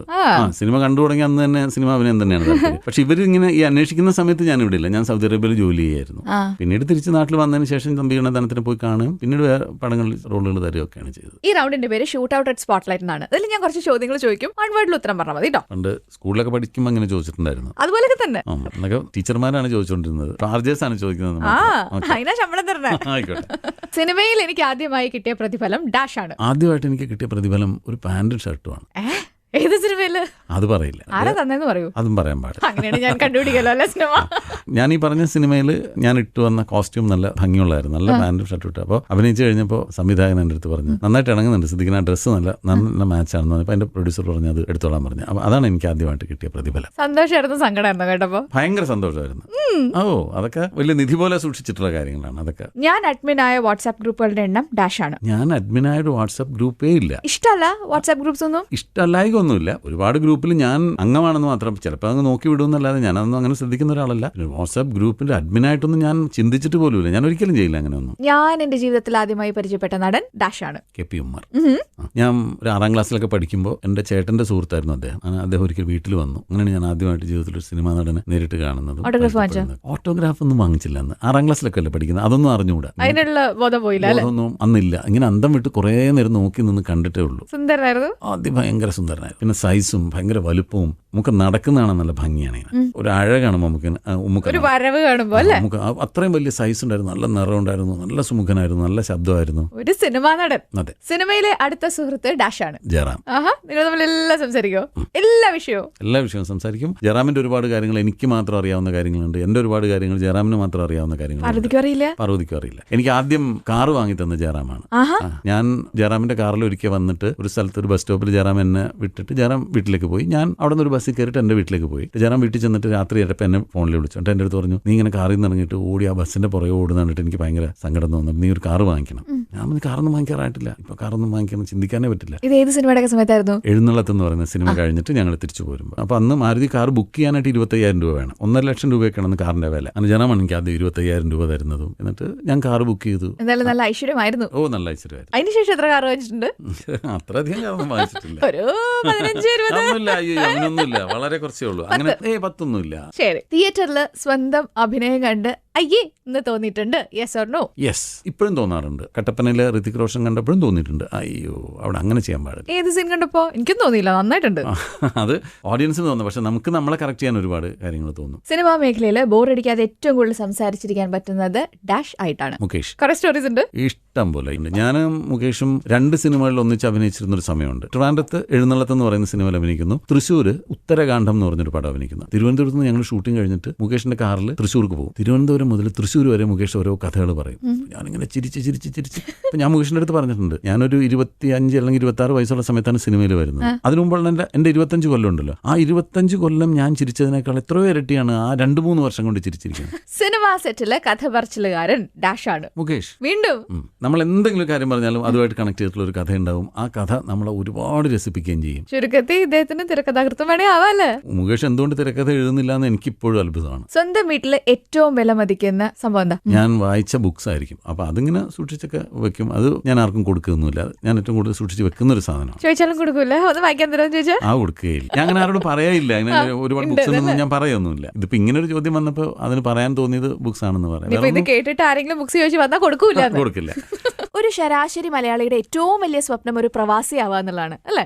എന്തേ റിയാദിലെ ജോലി വേണ്ടെന്ന് വെച്ചതല്ല. ഞാൻ ആ കമ്പനിയിൽ ഇലക്ട്രീഷ്യൻ ആയിരുന്നു. എല്ലാ ദിവസവും ജോലി കഴിഞ്ഞ് വന്നിട്ട് നമ്മളിങ്ങനെ നമ്മുടെ കാർഡ് പഞ്ച് ചെയ്യണം. പഞ്ച് ചെയ്തിട്ടാണ് ജോലി കഴിഞ്ഞ് ഇറങ്ങുന്നത് സൈറ്റിൽ. അപ്പോൾ ഒരു ദിവസം ഞാനിങ്ങനെ പഞ്ച് ചെയ്യാൻ വേണ്ടി വരുമ്പോൾ അവിടെ കുറെ ആളുകൾ നിന്ന് കരയുന്നുണ്ട്. അവിടെ ഭയങ്കര ജനക്കൂട്ടം, ആളുകളെല്ലാവരും ഇങ്ങനെ നിൽക്കും. കുറച്ച് പേര് അങ്ങനെ ചെയ്യുന്നു. അപ്പം ചോദിച്ചാൽ പറഞ്ഞു, ഈ കമ്പനി ഈ സൈറ്റിലെ വർക്ക് കഴിഞ്ഞാൽ വേറൊരു പ്രോജക്റ്റാണ് ചെയ്യാൻ പോകുന്നത്. ആ പ്രോജക്റ്റ് എന്തോ കമ്പനിക്ക് കിട്ടിയില്ല, അത് ക്യാൻസലായി. അപ്പോൾ കുറെ ജോലിക്കാരെ കയറ്റി വിടുക, അവർ ടെർമിനേറ്റ് ചെയ്യാണ്. ഞാൻ ലീവിനൊന്നും വന്നിട്ടുണ്ടായിരുന്നില്ല. ഞാൻ 2.5 വർഷം കഴിഞ്ഞു. അപ്പം എനിക്കിങ്ങനെ നാട്ടിൽ പോകാൻ പറ്റാണ്ടൊക്കെ നിൽക്കുന്നു, ലീവൊന്നും കൊടുക്കുന്നുണ്ടായിരുന്നില്ല. നാട്ടിൽ പോകാൻ പറ്റാത്തതിന്റെ ഒരു വിഷമമൊക്കെ ഉണ്ട് എനിക്ക്. അപ്പം ഞാൻ നോക്കിയപ്പോൾ എന്റെ നമ്പറും കിടക്കുന്നു ടെർമിനേറ്റ് ചെയ്ത കൂട്ടത്തിൽ. എനിക്ക് ഭയങ്കര സന്തോഷമായി. അപ്പോൾ ഒരു ഗുണം എന്താണെന്ന് വെച്ചാൽ അങ്ങനെ വിടുന്നതുകൊണ്ട് ഒരു 1 month നോട്ടീസ് പേ തരും അവർ. അപ്പോൾ 1 മാസത്തെ സാലറി എക്സ്ട്രാ തരും. പിന്നെ അതുവരെ അവിടെ നമ്മുടെ സോഷ്യൽ സെക്യൂരിറ്റി അങ്ങനെയൊക്കെ പിടിച്ചു വെച്ചിട്ടുള്ള പൈസകളെല്ലാം കിട്ടും. പിന്നെ പെട്ടെന്ന് തന്നെ കാര്യങ്ങൾ 2-3 ദിവസത്തിനുള്ളിൽ എനിക്ക് പൈസ ഒക്കെ കിട്ടി. ഞാൻ അതിന് കുറേ സാധനങ്ങളൊക്കെ വാങ്ങിയെല്ലാം കഴിഞ്ഞ് ഞാൻ ജോലി കഴിഞ്ഞ് തിരിച്ചു പോകുന്നു. അല്ലാതെ പിന്നെ ഇപ്പോൾ സൗദി അറേബ്യയിൽ ജോലി പോയി എൻ്റെ ഭാവി വെള്ളത്തിൽ അങ്ങനെയൊന്നും എനിക്ക് അങ്ങനെ തോന്നിയിട്ടില്ല. ഇനി പിന്നെ നാട്ടിലേക്ക് വരും. പിന്നെ കുറച്ച് കാലം കഴിയുമ്പോൾ ചിലപ്പോൾ വേറെ എന്തെങ്കിലും ജോലി ജോലി കിട്ടി പോവും, അങ്ങനെയൊക്കെ ചിന്തിച്ചിട്ടുണ്ടായിരുന്നുള്ളൂ. അല്ലാതെ ഇനിയിപ്പോൾ സൗദിയിൽ നിന്ന് പോയി നേരെ പോയി സിനിമയിൽ അഭിനയിക്കാന്നൊന്നും വിചാരിച്ചിട്ടല്ല വന്നത്. അന്ന് എവിടെ എടവനക്കാടാണോ താമസിച്ചിരുന്നത്? എടവനക്കാടാ താമസിച്ചിരുന്നത്. ഞാൻ ആലോചിക്കുക, എടവനക്കാട് താമസിച്ചിരുന്ന ഒരാൾക്ക് ഈ ഭാഷ വരണേ ഇല്ലല്ലോ. ഉണ്ട്, എടവനക്കാടൻ ഭാഷ തന്നെയാണ് എനിക്കിപ്പോഴും. എടവനക്കാട്ടുകാർ സംസാരിക്കുന്ന ഇങ്ങനെയൊക്കെ തന്നെയാണ്. അത് എൻ്റെ അടുത്ത് ജഗതി ചേട്ടനൊക്കെ പറയുമായിരുന്നു. നാട്ടിലുള്ള ആരെങ്കിലും ഫ്രണ്ട്സോ റിലേറ്റീവ്സ് ഒക്കെ ഫോൺ ചെയ്യുമ്പോൾ ഞാനിങ്ങനെ ഫോണിൽ സംസാരിക്കുമ്പോൾ ജഗതി ചേട്ടൻ പെട്ടെന്ന് പറയും, ആ തനി എടവനക്കാട്ടുകാരൻ ഇപ്പോഴാണ് വന്നതെന്ന് പറയും. ഒന്ന് സംസാരിക്കുക കേൾക്കട്ടെ. അത് എടവനക്കാട്ടിൽ ആരെങ്കിലും വന്നാലേ പറ്റുള്ളൂ. ഇങ്ങനെ തന്നെയാണെന്നാണ് എൻ്റെ വിശ്വാസം. ഞാൻ അതിന് വേണ്ടി ഇപ്പൊ പ്രത്യേകിച്ച് ആർട്ടിഫിഷ്യലായിട്ട് സംസാരിക്കുന്നത് അല്ലെങ്കിൽ മാറുന്നതൊന്നുമല്ല. കൂട്ടുകാരോടൊക്കെ സംസാരിക്കുമ്പോൾ അങ്ങനെ അങ്ങ് വരും. കാരണം ആദ്യകാലത്തെ സിനിമകളിലൊക്കെ ഈവൻ ഹരിഹർ നഗറിൽ വരെ ആ ഭാഷ കുറെയൊക്കെ വന്നിട്ടുണ്ടല്ലേ. അപ്പൊ അന്ന് ഈ ക്യാരക്ടർ റോൾസ് ഒക്കെ ചെയ്യുമ്പോൾ ഓരോരോ ദേശം പിടിച്ചിട്ടുള്ള സിനിമകളുണ്ടല്ലോ. ഇപ്പോ പെരുവണ്ണാപുരത്തെ വിശേഷങ്ങൾ അതൊക്കെ ആവുമ്പോ തനി വടക്കോട്ടല്ലേ? അത് ഷൊർണൂർ ഒരു സൈഡിലാണ് ചില. പക്ഷെ ഞാനങ്ങനെ അന്ന് ഒരു ഡയലക്റ്റ് ഒന്നും അങ്ങനെ നോക്കിയിട്ടില്ല. അങ്ങ് ഞാൻ പറയുന്ന പോലെ തന്നെയാണ് എല്ലാ പടത്തിലും പറഞ്ഞത്. പിന്നീടാണ് നമ്മളത് മാറ്റണം, സംസാരിക്കുമ്പോൾ അതിൽ ചില രീതിയിലൊക്കെ മാറ്റി. പിന്നെ ഞാൻ ഡബ് ചെയ്യുമ്പോൾ എപ്പോഴും ശ്രദ്ധിക്കുമായിരുന്നു, ചില കാര്യങ്ങൾ സംസാരിക്കുമ്പോൾ ചില അക്ഷരങ്ങൾ ഉണ്ടാവില്ല ഞാൻ പറയുന്നതിന്. ഞാൻ ഇന്നലെ അവിടെ പോയിരിക്കുകയായിരുന്നു എന്നാണെങ്കിൽ ഞാൻ ഇന്നലെ അവിടെ പോയിരിക്കായിരുന്നു, ഒന്നും ഉണ്ടാവില്ല. അപ്പൊ എനിക്ക് മനസ്സിലായി തുടങ്ങി ക്ലാരിറ്റി കുറവാണ്, കാര്യങ്ങൾ പറയുന്നതിന് ഒരു വ്യക്തത വരുന്നില്ല. ഇതിപ്പോ വളരെ ന്യൂട്രൽ ഭാഷയല്ലേ സംസാരിക്കുന്നത്? എന്റെ അടുത്ത് സംസാരിച്ചോണ്ടിരിക്കുന്നത് ആണോ? ഞാൻ കേൾക്കുന്നവർക്ക് അത് മനസ്സിലാവില്ല, നമുക്ക് മനസ്സിലാവില്ല. ഉറപ്പിച്ചു, ന്യൂട്രലാണ്.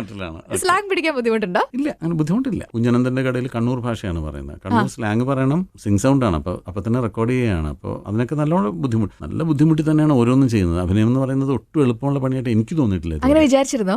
വിചാരിച്ചിരുന്നു, പുറത്ത് നിന്നപ്പോൾ വിചാരിച്ചിരുന്നു വളരെ എളുപ്പമുള്ള പണിയാണെന്ന് തോന്നിയിരുന്നു. തിരിച്ച് ഇതിനകത്ത് വന്ന് കയറിയപ്പോഴാണ് മനസ്സിലായത്, എനിക്ക് അറിയില്ല, ഞാൻ ഒരുപാട് പഠിക്കാനുണ്ടെന്ന് മനസ്സിലാവുന്നത്. അത് ഓരോ സിനിമകൾ ചെയ്യുന്നതോറും നമ്മൾ അങ്ങനെ ശരിക്കും പണിയെടുക്കണല്ലേ. നല്ല ജോലി. എല്ലാവരും പറയും ഇത് നിങ്ങൾ സിനിമയിൽ അഭിനയിക്കുന്ന പോലെ എളുപ്പമല്ല കേട്ടോ, കുറച്ച് ബുദ്ധിമുട്ടുള്ള കാര്യമാണെന്ന് പറയും. അപ്പോൾ നമ്മൾ ആ പറയുന്ന ആളുകളോട് ചോദിക്കാം. ഇപ്പോൾ ഒരു എഞ്ചിനീയർ ആണെന്ന് പറയണമെങ്കിൽ, ഡോക്ടറാണെന്ന് പറയണമെങ്കിൽ നമുക്ക് ചോദിക്കാം, എത്ര ഡോക്ടർമാരുണ്ടാവും കേരളത്തിൽ, അല്ലെങ്കിൽ എത്ര എഞ്ചിനീയർമാരുണ്ടാവും? ലക്ഷക്കണക്കിനുണ്ടാവും. പക്ഷേ സിനിമ നടന്മാർ ഞങ്ങളുടെ ഒരു അസോസിയേഷനിൽ മെമ്പർഷിപ്പ് ഉള്ളവർ തന്നെ 400 ചില്ലാൻ പേരേ ഉള്ളൂ.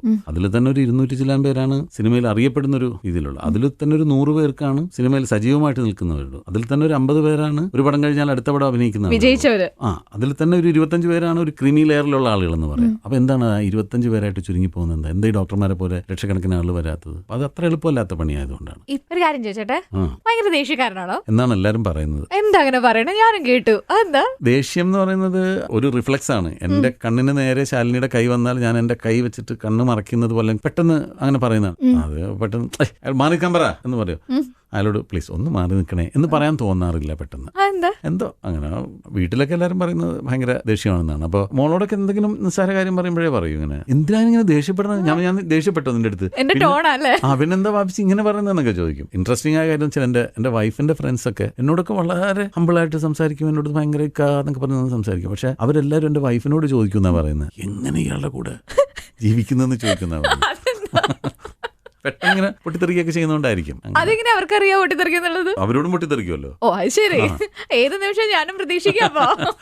അല്ല, പക്ഷെ അതുപോലെ തന്നെയാണ്, ഒരുപാട് സന്തോഷമുള്ള ആളാണ്. എന്ത് ചോദ്യം കേൾക്കുമ്പോൾ ഏറ്റവും കൂടുതൽ ദേഷ്യം വരുന്ന ചോദ്യങ്ങൾ കേൾക്കുമ്പോൾ? എന്നാലും ഈ സിനിമാക്കാരുടെ ഇടയിൽ ചിലർ പറയില്ലേ, എന്താ ഇപ്പൊ സിനിമയൊന്നും ഇല്ലേ എന്നുള്ള ചോദ്യം, എന്നൊക്കെ അങ്ങനത്തെ ചോദ്യങ്ങൾ ചിലർക്ക് ദേഷ്യം വരുന്ന കേട്ടോ. വളരെ കോമൺ ആയിട്ടുള്ള കാര്യമാണത്. ഞങ്ങളോട് എല്ലാവരും ചോദിക്കുന്നതാണ്. നമ്മുടെ ഹോട്ടലുണ്ടല്ലോ, മമ്മിയിൽ ഞാൻ നിൽക്കുന്ന സമയത്ത് ചിലർ ചോദിക്കും, അപ്പൊ ഇപ്പൊ സിനിമയൊന്നും ഇല്ലേ എന്ന് ചോദിക്കും. അപ്പൊ ഞാൻ പറയില്ല. അവർക്ക് അത്ര മതി, അവരത് കേൾക്കുന്നുണ്ടോ ഇല്ലെന്നൊന്നും അറിയില്ല. ലൊക്കേഷനിൽ എന്നെ കാണുമ്പോൾ ചോദിക്കാൻ, അപ്പൊ മറ്റേ ഹോട്ടൽ പൂട്ടിയോ എന്ന് ചോദിക്കാം. ഞാൻ പറയാം അത് പൂട്ടി, അത് മതി, അതിലങ്ങനെ പൊയ്ക്കോളൂ, അത്രേ അതിന്റെ ആവശ്യമുള്ളൂ. അതിലങ്ങനെ ഒരു പ്രത്യേകിച്ച് ദേഷ്യം തോന്നാറില്ല. ഒരു ദിവസം ഞാൻ ഹോട്ടലിൽ നിൽക്കുമ്പോൾ ഒരു ഫാമിലി വന്നു. അപ്പൊ അതിലെ 2 പെൺകുട്ടികൾക്ക് എന്നെ മനസ്സിലായി. അപ്പൊ അവരുടെ കൂടെ അവരുടെ പ്രായ ഉമ്മയുണ്ട്. അപ്പൊ ഈ പെൺകുട്ടികളെ ഉമ്മ അടുത്ത് പറഞ്ഞു, ഉമ്മ ഇതാണ് സിദ്ദീഖ് എന്ന് പറഞ്ഞു. അപ്പൊ ഇവരിങ്ങനെ എൻ്റെ അടുത്ത്, മോനെ എന്താണ് സിനിമയിലൊന്നും കാണാത്തത് ചോദിച്ചു. അപ്പൊ എനിക്ക് അത്ഭുതം തോന്നി. ഞാൻ ചോദിച്ചു, ഉമ്മ ഇപ്പോഴും സിനിമയൊക്കെ കാണുമോ? ഞാനൊരു 30 കൊല്ലമായി സിനിമ കണ്ടിട്ട് എന്ന് പറഞ്ഞു. അത്രേ ഉള്ളൂ. അവരുടെ ഒരു ഇന്നസെൻസ് ആണത്. അതിൽ എനിക്ക് അങ്ങനെ ദേഷ്യം തോന്നാറില്ല. സെറ്റിലൊക്കെ ദേഷ്യപ്പെടും? സെറ്റിലൊക്കെ ദേഷ്യപ്പെടുമെന്നാണ് എല്ലാവരും പറയുന്നത്. ആരോടും ദേഷ്യപ്പെട്ട് കാണാൻ വഴി ഇല്ല. ഫുക്രിയിൽ അങ്ങനെ ആരോടും ദേഷ്യപ്പെട്ടതായിട്ട് എനിക്ക് ഓർമ്മയില്ല. ഫുക്രിയുടെ ഷൂട്ടിംഗ് എന്ന് പറയുന്നത് രാമപുരം എന്ന് പറയുന്ന സ്ഥലത്ത് ബിനോ എന്ന് പറയുന്ന ഒരാളുടെ വീടാണ്. അപ്പൊ ഞാനും സിദ്ദിഖും ബിനോയുടെ വീട്ടിൽ തന്നെയാണ് താമസിക്കുന്നത്. ഈ സിനിമയിലെ ഫുക്രി ബംഗ്ലാവിന്റെ കാര്യമല്ലേ പറയണേ? ഫുക്രി ബംഗ്ലാവ് ശരിക്കും പറഞ്ഞാൽ അത്രയൊക്കെ ദൂരം എനിക്കൊന്ന് ട്രാവൽ ചെയ്ത് വീട്ടിൽ വരാവുന്നതേ ഉള്ളൂ. രാമപുരത്ത് നിന്ന് 1.5 മണിക്കൂർ കൊണ്ട് എൻ്റെ വീട്ടിലെത്താം. പക്ഷെ ഞാൻ വീട്ടിലൊന്നും വരാറില്ല.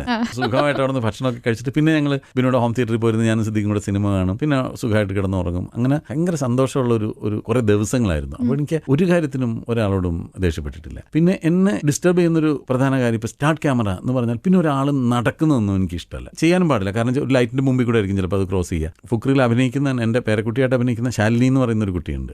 അപ്പോൾ ഒരു ദിവസം ശാലിനി അതൊന്നും മനസ്സിലാക്കാതെ ആയിരിക്കും സീൻ തുടങ്ങാൻ പോകുന്നു. ഞാൻ നോക്കുമ്പോൾ ശാലിനി നടന്നിങ്ങനെ പോകുന്നു. അപ്പോൾ ഒരു വിൻഡോ കൂടെ ഒരു ലൈറ്റ് വെച്ചിട്ടുണ്ട്. ആ ലൈറ്റ് ക്രോസ് ചെയ്തിട്ടാണ് ഇങ്ങനെ പോകുന്നത്. അപ്പോൾ ഞാനും പെട്ടെന്ന് അവിടെ നിന്ന് ശാലിനി കുട്ടി ഇങ്ങനെ വിറച്ച് നിന്ന്, നിന്നോട് ആരാ പറഞ്ഞു ഇപ്പൊ ലൈറ്റ് മുമ്പിൽ കൂടെ ക്രോസ് ചെയ്യാനായിട്ട്? സോറി സാർ, ഞാൻ മേലെ നടക്കരുത് കേട്ടോ, സ്റ്റാർട്ട് ക്യാമറ പറഞ്ഞ പിന്നെ അവിടെ നിൽക്കണം.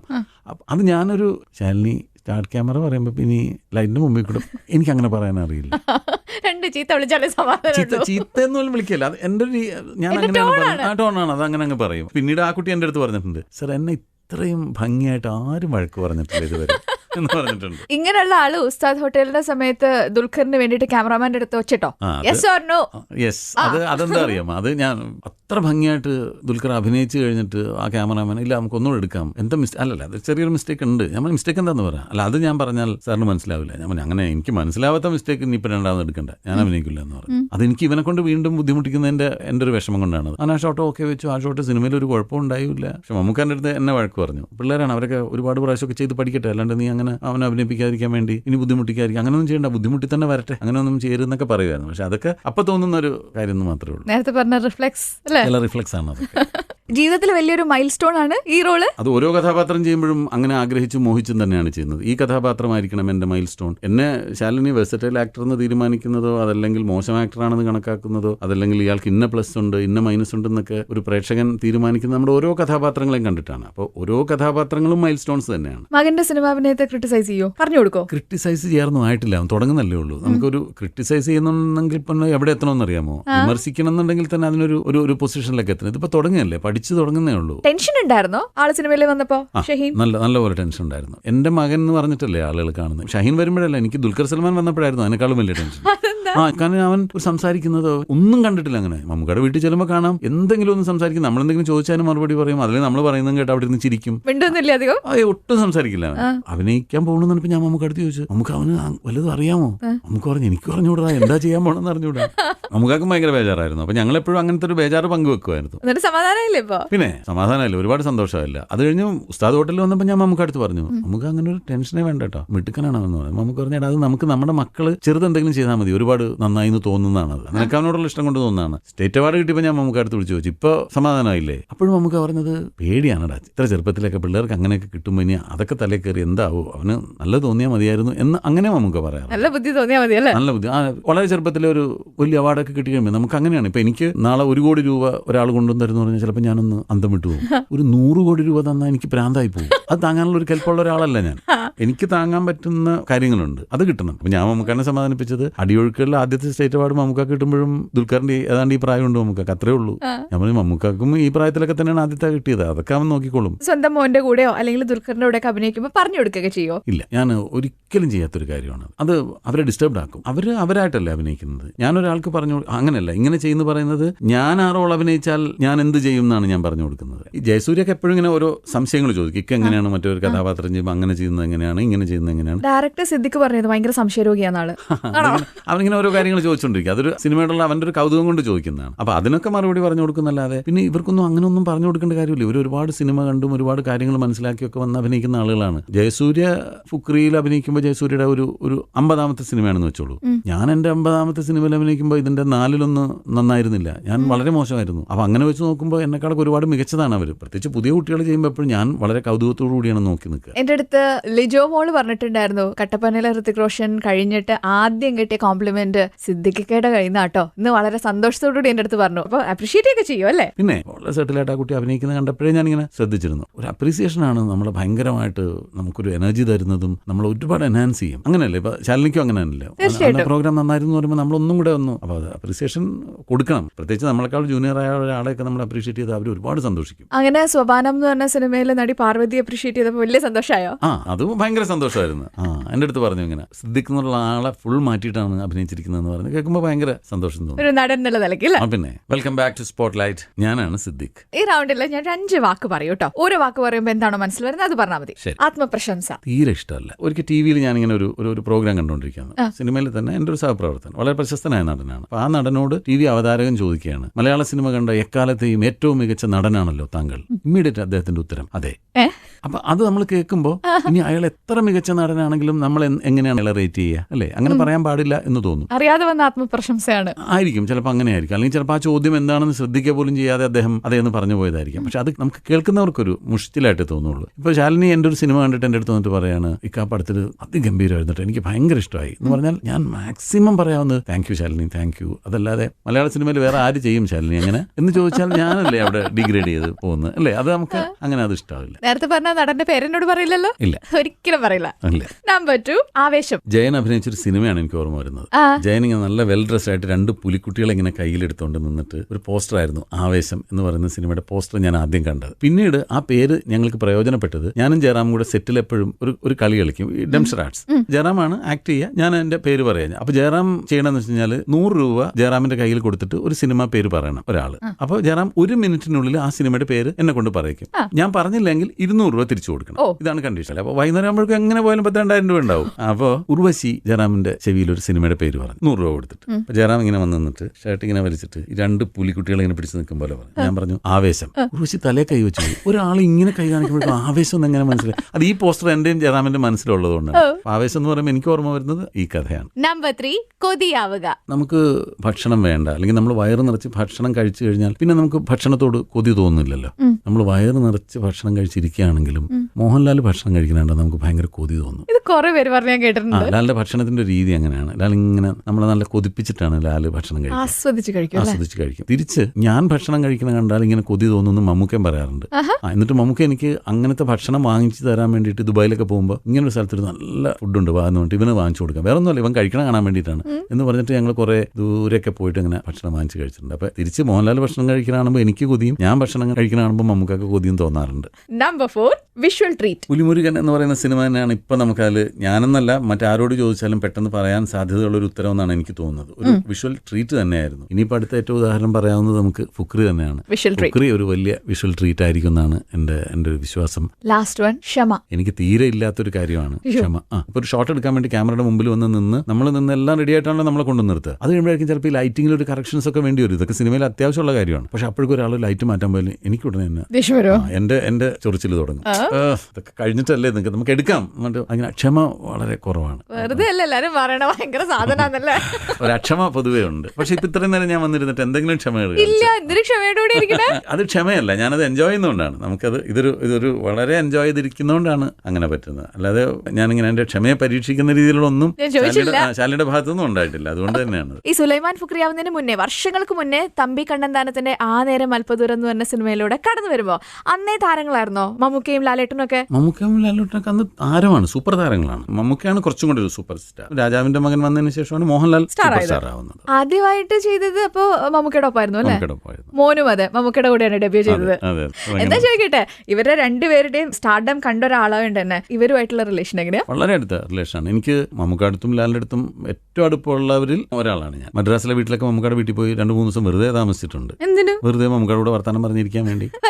വെറുതെ ഒരു കാര്യമില്ലാതെ മമ്മൂക്ക വിളിക്കും. അവിടെ ആ സമയത്ത് എന്തോ നമുക്ക് ഒരു തമിഴ് പടത്തിൽ അഭിനയിച്ചുകൊണ്ടിരിക്കുക. നമുക്കൊരു കുട്ടിയും മാത്രമേ ഉള്ളൂ ആ പടത്തിൽ. അപ്പൊ സംസാരിക്കാനൊന്നും ആരുമില്ലടാ, ഭയങ്കര ബോറടിച്ചുകൊണ്ടിരിക്കുകയാണ്. അപ്പൊ എനിക്കപ്പോൾ ഷൂട്ടിംഗ് ഇല്ല. അങ്ങനെ ഞാൻ ഇവിടെ നേരെ മദ്രാസിൽ പോയി 2-3 ദിവസം അവിടെ നിന്ന് ചാപ്പാടൊക്കെ അടിച്ച് വർത്താനൊക്കെ പറഞ്ഞിരുന്ന് തിരിച്ചു പോരും. ലാലിനോടും അങ്ങനെ തന്നെ. അപ്പൊ ആദ്യത്തെ സിനിമയില് മമ്മൂക്കയുടെ കൂടെ അഭിനയിക്കാൻ പോയപ്പോ അതും കോമ്പിനേഷൻ സീൻ ഉണ്ടല്ലോ അതില്, അലക്സ് എന്ന കഥാപാത്രമൊക്കെ ആയിട്ട്. അപ്പൊ അഭിനയിക്കുമ്പോ ഒരു ടെൻഷനും വിറയിലൊക്കെ ഉണ്ടാവില്ലേ? അപ്പൊക്കെയല്ലേ? അങ്ങനെയില്ല, എനിക്ക് അന്നും ഉണ്ടായിട്ടില്ല. എനിക്ക് അങ്ങനെ തോന്നിയിട്ടില്ല. എനിക്ക് അപ്പോഴും ആ സിനിമയിൽ ഈ റോളും പോരായിരുന്നു, കുറച്ചുകൂടി വലിയ റോള് കിട്ടിയിരുന്നെങ്കിൽ അന്നേ അങ്ങനെയാണ് തോന്നിയിട്ടുള്ളൂ. അല്ലാതെ ഇപ്പൊ അപ്പുറം നിൽക്കണം മമ്മൂക്കയുടെ കൂടെ അഭിനയിക്കാനുള്ള ഒരു ഭാഗ്യം കിട്ടിയ ഒരു സന്തോഷം തന്നെയാണ്. മമ്മൂക്ക പക്ഷെ എന്നെ ഫസ്റ്റ് കണ്ടപ്പോ തന്നെ നല്ല ഫ്രീ ആയിട്ടാണ് സംസാരിച്ചത്. പേരറിയായിരുന്നു നമുക്ക്. ഒരു സിദ്ദിഖ് എന്ന് പറഞ്ഞ ഒരാളാണ്. ഇവനാണ് സിദ്ദിഖ് എന്ന് ചോദിച്ചാൽ ആദ്യം പിന്നെ എന്നവാന്ന് പറഞ്ഞ് വിളിച്ച് നേരെ അടുത്തിരുന്ന് വർത്താനൊക്കെ പറഞ്ഞു. ഞങ്ങളിങ്ങനെ കാര്യങ്ങളൊക്കെ സംസാരിച്ചു. അത് എനിക്ക് അങ്ങനെ ഒരു വളരെ അത്ഭുതം തോന്നിയിട്ടുണ്ട്. ലാലും ഒക്കെ അതെ, ഒരു ഫസ്റ്റ് മീറ്റിംഗിൽ തന്നെ നമ്മൾ അർഹിക്കുന്നതിനേക്കാൾ കൂടുതൽ പ്രാധാന്യം നമുക്ക് തരും, നമ്മളോട് അടുപ്പം കാണിക്കുകയും ചെയ്തിട്ടുണ്ട്. ഭൂമിയിലെ രാജാക്കന്മാർ എന്ന് പറയുന്ന ഒരു സിനിമയാണ് അഭിനയിച്ചത്. അപ്പോൾ അത് ഞാനിങ്ങനെ അഭിനയിക്കാൻ അവിടെ ചെന്ന്, അപ്പോൾ കുറേ ദിവസം കഴിഞ്ഞിട്ടാണ് ലാല് വരുന്നത്. അപ്പോൾ ഇങ്ങനെ വന്ന് ലാലിൻ്റെ അടുത്ത് സംസാരിച്ചു. തമ്പി കണ്ണന്താനം ഇങ്ങനെ പരിചയപ്പെടുത്താൻ വേണ്ടിയിട്ട്, ലാലേ ഇത് സിദ്ദിഖല്ലേ എന്ന് ചോദിച്ചു. അങ്ങനെ ഒരാളെപ്പോഴും അങ്ങനെയാണ്, നമ്മളെ ഭയങ്കരമായിട്ട് അത്ഭുതപ്പെടുത്തുന്ന ഒരാളാണ് അങ്ങനെ. എങ്ങനെയാ ചോദിച്ചു ഒന്നുകൂടി ആ വോയിസിൽ പറയൂ. അങ്ങനെ പറ്റില്ല, അറിയാതെ വരുമ്പോൾ ചിലപ്പോൾ വന്നു പോകും. അങ്ങനെ പറഞ്ഞാൽ എനിക്ക് എന്നെ കൊണ്ട് പറഞ്ഞപ്പോ കൊളാക്കി. ആദ്യം മര്യാദയ്ക്ക് വന്നതാ. പറഞ്ഞാൽ ചിലപ്പോൾ അറിയാതെ പറയുമ്പോൾ അങ്ങ് പറഞ്ഞു പോകും. ഇത്രയും നല്ല നടൻ എന്താ മലയാളത്തിൽ മാത്രം നിൽക്കണത്, തെലുങ്കിലൊന്നും ചെയ്യാതെ? തെലുങ്കിൽ ഒരെണ്ണം ചെയ്തിട്ടുണ്ട് അല്ലേ, ഒരു പടം. ഇടക്കും തലക്കൊക്കെ ഉള്ളൂ. പക്ഷെ എന്നാലും എനിക്ക് മലയാളം മതി. ഭാഷയുടെ പ്രശ്നം കൊണ്ടാണോ? അതുകൊണ്ടൊന്നുമല്ല. ഭാഷ ഇപ്പൊ പഠിക്കുക എന്നുള്ളതൊന്നും ഒരു വലിയ ബുദ്ധിമുട്ടുള്ള കാര്യമായിട്ട് എനിക്ക് തോന്നിയിട്ടില്ല. അതല്ലെങ്കിൽ അവിടെ ചെന്ന് ഇപ്പൊ തമിഴിലൊക്കെ അഭിനയിക്കുമ്പോഴും അത് വലിയ പ്രശ്നമായിട്ട് തോന്നിയിട്ടില്ല. എന്നാലും എനിക്ക് അതർ ലാംഗ്വേജസിനേക്കാളൊക്കെ എനിക്കിഷ്ടം മലയാളം ആക്ടറായിട്ട് അറിയപ്പെടുക. മലയാളത്തിൽ ഇനി എത്ര കഥാപാത്രങ്ങൾ ചെയ്യാൻ സാധിക്കും അത് മാക്സിമം ചെയ്യാൻ പറ്റുക. എനിക്ക് വേറെ എങ്ങും പോകണ്ട. അത് കുറച്ചുകൂടി കംഫർട്ട് സോൺ നോക്കിയിട്ടാണോ? അതൊക്കെ നോക്കണ്ടേ. എനിക്ക് മിക്കവാറും ദിവസങ്ങളിൽ വീട്ടിൽ വരണം. നമ്മൾ ഈ ഹോം സിക്ക് എന്ന് പറയുന്ന പോലെ എനിക്ക് കേരളത്തിൽ ഷൂട്ട് ചെയ്യുക, കേരളത്തിൽ നിൽക്കുക, മലയാളം സിനിമകളിൽ അഭിനയിക്കുക, അതാണ് എന്റെ സന്തോഷം. അതാണ് എല്ലാ ആക്ടേഴ്സും പറയണ, എത്ര മുതിർന്ന ആൾക്കാരും പറയുന്ന, ഓരോ ഫിലിം സെറ്റും അവർക്ക് പുതിയ പുതിയ അനുഭവങ്ങളാണ് കൊടുക്കുന്നത്. ഫുക്രിയുടെ സെറ്റിൽ നിന്ന് അങ്ങനെ എന്താ പഠിച്ചത്? സംവിധായകൻ സിദ്ദിഖ് സാറിന്റെ അടുത്ത് നിന്ന് ക്ഷമ പഠിച്ചിട്ടുണ്ടെന്ന് എവിടെയോ കേട്ടു ഞാൻ. പക്ഷെ അത് പഠിച്ചില്ല, ക്ഷമ കണ്ടു എന്ന് മാത്രമേ ഉള്ളൂ. ഒരു സിനിമയിൽ നിന്നല്ല, ഓരോ ആളുകളിൽ നിന്നും പഠിക്കുന്നുണ്ട്. ഞാനിവിടെ നിന്ന് ഇറങ്ങിപ്പോകുമ്പോൾ ശാലിനിയിൽ നിന്ന് പഠിക്കുന്ന കാര്യങ്ങളുണ്ടാവും. അങ്ങനെ പഠിക്കാൻ പറ്റണം. അല്ലെങ്കിൽ ഞാനിവിടെ വന്നിരുന്നിട്ട് നിങ്ങൾ ചെയ്യുന്ന ഒരു ജോലിയിൽ നിന്ന് ഞാൻ ഒരുപാട് കാര്യങ്ങൾ മനസ്സിലാക്കിയിട്ട് പോകുന്നുണ്ട്. ഇങ്ങനെ പല സ്ഥലത്തുനിന്നും പലതും നമുക്ക് കിട്ടും. ഇതൊക്കെ നമ്മുടെ മനസ്സിൽ എവിടെയെങ്കിലും കിടക്കും, എവിടെയെങ്കിലും ഉപയോഗിക്കേണ്ടി വരുമ്പോൾ നമുക്കത് അങ്ങനെയല്ല ഓരോരുത്തരും. ഇങ്ങനെ ഒരുപാട് കാര്യങ്ങൾ ഇനിയും ഒരുപാട് വർഷം ഒരുപാട് കഥാപാത്രങ്ങളിലൂടെ പഠിക്കാൻ സാധിക്കട്ടെ. All the very best. Thank you Shalini. ഇനി ഞാൻ ഇവിടെ ഇരുന്ന് വാചകം അടിച്ചു കഴിഞ്ഞാൽ